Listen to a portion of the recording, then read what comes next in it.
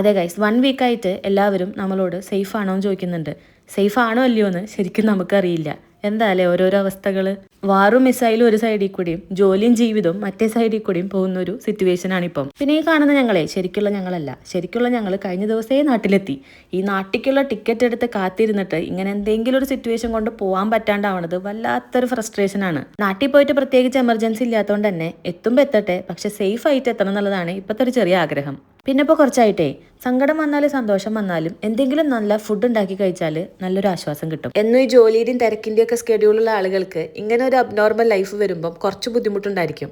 പക്ഷെ മിനിമലായിട്ട് നമുക്ക് സന്തോഷം കിട്ടുന്ന എന്തെങ്കിലുമൊക്കെ കാര്യങ്ങൾ ചെയ്ത് ഈ സിറ്റുവേഷനെ അങ്ങോട്ട് സർവൈവ് ചെയ്യുക. ഈ സമയവും വേഗം കടന്നു പോകും.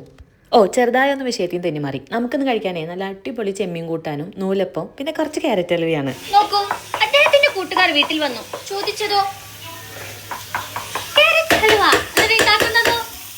അദ്ദേഹം തന്നെ